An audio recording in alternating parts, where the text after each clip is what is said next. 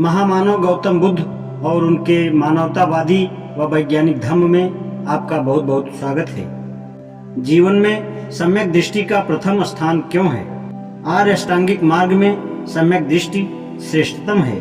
सम्यक दृष्टि श्रेष्ठ जीवन के प्रत्येक अंग की भूमिका है, चाबी है और ज्ञान का बोध कराती है। और सम्यक दृष्टि प्रज्ञा की जानकारी का न होना सभी बुराइयों की जड़ है। सम्यक दृष्टि के विकास के लिए आवश्यक है कि आदमी जीवन की प्रत्येक घटना को प्रतीत्य समुत्पन्न जाने।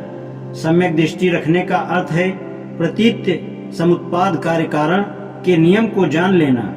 भिक्षुओं, जो कोई भी व्यक्ति मिथ्या दृष्टि रखता है, मिथ्या संकल्प रखता है, मिथ्या वाणी रखता है, मिथ्या जीविका रखता है, मिथ्या प्रयास करता है, मिथ्या स्मृति तथा मिथ्या चिंतन करता है, जिसका ज्ञान और विमुक्ति मिथ्या रहती है, उसका हर कार्य, उसका हर वचन, उसका हर विचार इस प्रकार मिथ्या दृष्टि से किया गया कर्म एवं परिणाम, उसकी हर आकांक्षा, उसका हर निश्चय, उसकी हर गतिविधि से सभी चीजें उसे ऐसी स्थिति की ओर ले जाती हैं जो कि अरुचिकर होती हैं, प्रसन्नता रहित होती हैं, घृणास्पद होती हैं, अलाभप्रद तथा दुखद होती हैं। ऐसा क्यों?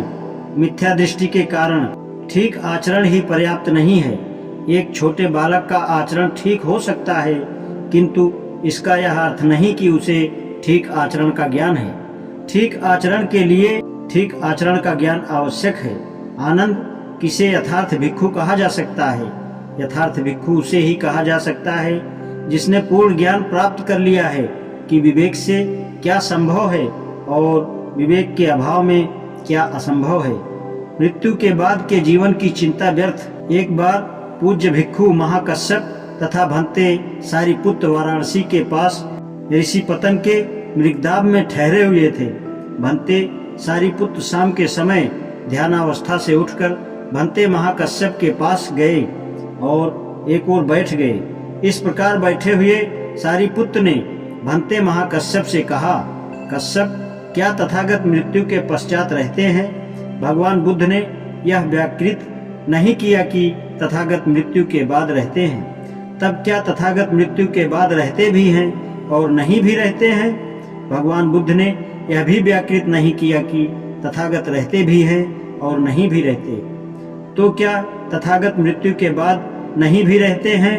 भगवान बुद्ध ने यह भी व्याकृत नहीं किया है, किंतु तथागत ने इसे अव्याकृत क्यों रखा?